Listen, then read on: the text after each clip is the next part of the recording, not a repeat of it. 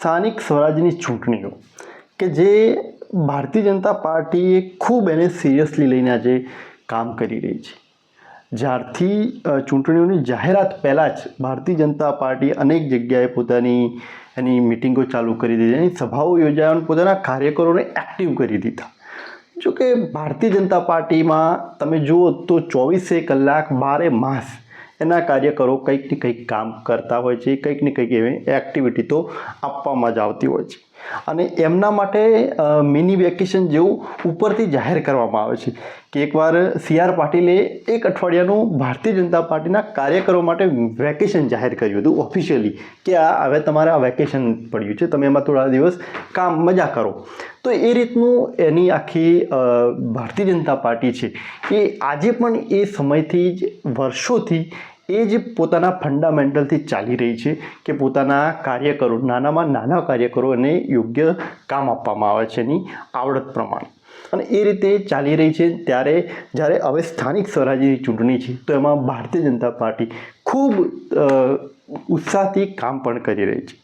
હવે વાત સમજવી છે કે આ જે સ્થાનિક સ્વરાજ્યની જે ચૂંટણીઓ છે એ કેમ ભારતીય જનતા પાર્ટી આટલી સિરિયસલી લે છે અને દરેક રાજકીય પક્ષ, એ પછી ભાજપ, કોંગ્રેસ કે પછી આમ આદમી પાર્ટી હોય, દરેક પક્ષ માટે સ્થાનિક સ્વરાજની ચૂંટણીનું ખૂબ મહત્ત્વ રહેલું છે.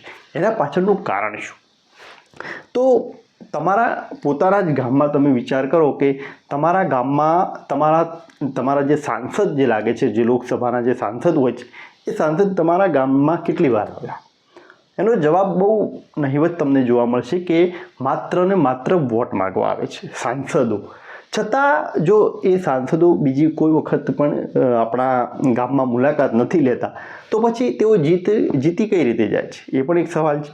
તો એના પાછળનું કારણ છે કે એમની પાછળનું જે મહુડી મંડળ છે, એનું આખી જે ચેન જે બનાવેલી છે કે સાંસદ હોય તો એની નીચે ધારાસભ્ય થોડું કામ કરે ગામ લેવલે, એની નીચે ત્યાંના કાર્યકરો, ડેલિકેટ હોય એ વગેરે, પછી ત્યાંના પોતાના સરપંચોને પોતાની અંદર જોડે તો એ પણ કામ કરે.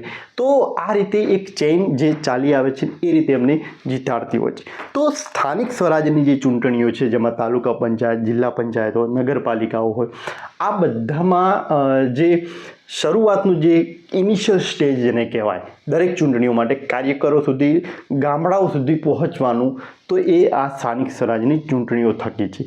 કેમ કે એમાં જેને ટિકિટ મળે છે એ પછી એ પક્ષનો વફાદાર રહે છે, એના માટે કામ કરે છે, એ રીતે એની ગ્રાન્ટો મળે છે, ધારાસભ્યની ગ્રાન્ટો હોય, સાંસદોની ગ્રાન્ટો હોય, અને એ રીતે પોતાની એ ચેઇન તેઓ જાળવી રાખતા હોય છે. પણ આ બધામાં આટલું સ્થાનિક સ્વરાજની ચૂંટણીનું ખૂબ મહત્ત્વ હોવા છતાં ગઈ વખતે જે કોંગ્રેસ પાર્ટીની ઘણી જગ્યાએ આખી બોડી બની હતી, પરંતુ હવેના સમયમાં કોંગ્રેસ ખૂબ નબળી જોવા મળી રહી છે. પણ આ બધાની વચ્ચે ક્યાંક કોંગ્રેસ દાવ સારો એવો ખેલી જતી હોય છે, પણ સ્થાનિક સ્વરાજ્યની ચૂંટણીઓમાં કોંગ્રેસ એટલો સારો દાવ નથી પણ ખેલી શકતી. ક્યાંક વિધાનસભામાં અમુક સીટો હોય કે પછી લોકસભાની અમુક સીટોમાં એમાં ક્યાંક કામ કરી જતી હોય છે એમની પદ્ધતિ. પણ આ વખતની જે ભારતીય જનતા પાર્ટી ખૂબ લાંબા સમયથી સ્થાનિક સ્વરાજ્યની ચૂંટણીઓને કવર કરવાનો પ્રયત્ન કરી રહી છે, ખૂબ લાંબા સમયથી, અને એમાં કોંગ્રેસ પાર્ટી પોતાનું વર્ચસ્વ નથી જાળી શકતી. જ્યારે ચૂંટણીઓ આવે છે ત્યારે જ એ બહાર આવી છે, એના કારણે કામ કરતા હશે. પણ કહેવાય ને કે રાજનીતિમાં કામ કરતા લોકો સાથે કઈ રીતે કનેક્ટેડ રહેવું, લોકોના મનમાં એક સાયકોલોજી હોય છે કે લોકોના મન સુધી કઈ રીતે પહોંચવું, એ ભારતીય જનતા પાર્ટી ખૂબ સારી રીતે એનું કવર કરી રહી છે. મન કી બાત હોય, કોઈક અલગ અલગ કાર્યક્રમ લાવે છે, મા કે નામ પેડ હોય, કોઈ ધારાસભ્ય કોઈ ગ્રાન્ટનું કંઈ આપ્યું હોય, એનું રોડનું ખાતમુહૂર્ત હોય તો પણ એક આલિશાન રીતે તેનો આખો પ્રોગ્રામ બનાવવામાં આવે છે. એટલે ઉદ્ઘાટન હોય, લોકાર્પણ હોય કે કશું પણ હોય, તો ભારતીય જનતા પાર્ટીના કાર્યકરોને એ ટ્રેનિંગ આપી દેવામાં આવી છે કે તમારે કઈ રીતે આખું કવર કરવું, જેને બધી જ રીતે આખું લોકો સુધી એ વાત પહોંચી જાય છે. અને એના કારણે લોકોના મનમાં ભાજપ જ આવી જતું હોય છે. જ્યારે કોંગ્રેસ પાર્ટી એનું એક સારું એવું નેતૃત્વ નહીં, એના કારણે ક્યાંક કોંગ્રેસ પાર્ટી દિવસે ને દિવસે નબળી થતી જાય છે. આ સ્થાનિક સ્વરાજ્યની ચૂંટણીઓમાં કોંગ્રેસની હાલત ખૂબ ખરાબ છે. અમુક એવી બેઠકો છે કે જ્યાં કોંગ્રેસ પાર્ટીને ઉમેદવાર પણ ગોતવા મળી રહ્યા છે, જેને જે કોઈ મજબૂત થોડો ઘણો પણ હોય તો એને આપી દેવાય તૈયાર થઈ જાય છે. કોઈ એમાં પડાપડી જ નથી. અમુક એવી બેઠકો છે તાલુકા પંચાયત હોય કે જિલ્લા પંચાયતની કે જ્યાં કોંગ્રેસ વિચારે છે કે આપણે કોને ટિકિટ આપીશું. એટલે એવી હાલત છે. જીતવાની તો વાત તો આખી અલગ છે.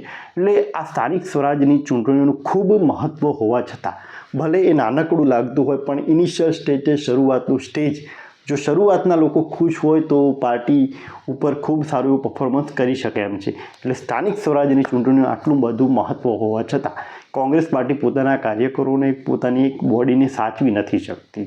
અને આના પાછળનું કારણ ક્યાંક એમનું નબળાઈ, એમની નબળું નેતૃત્વ એ બધું જ તો છે જ.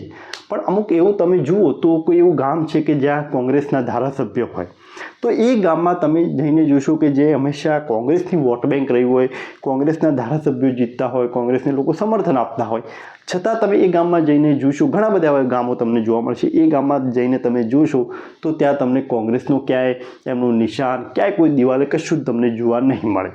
કોઈ એની એડવર્ટાઇઝ તમને જોવા નહીં મળે. એની જગ્યાએ ભારતીય જનતા પાર્ટીનું તો હશે જ, એમાં તો કોઈ નવાઈની વાત જ નથી. પણ ભાજપના પછી બીજા નંબરમાં ક્યાંક તમને આમ આદમી પાર્ટી જોવા મળતી હોય છે. આમ આદમી પાર્ટીનું તો કશું વજૂદ જ નથી અને એમાં સ્થાનિક સ્વરાજ્યોમાં તો જરાય નથી. છતાં પણ ક્યાંક આમ આદમી પાર્ટી પોતાનું પ્રમોશન ખૂબ સારી રીતે કરી રહી છે કોંગ્રેસની કમ્પેરિઝનમાં. કોંગ્રેસ એકદમ બધું પડતું મૂક્યું છે કે લોકો આપણને જીતાડશે. બાકી કોંગ્રેસમાં આજે કોઈ સારું નેતૃત્વ નથી. એના કારણે ક્યાંક કોંગ્રેસ પાર્ટી ખૂબ નબળાઈ ભર્યું એનું કામ કરી રહી છે.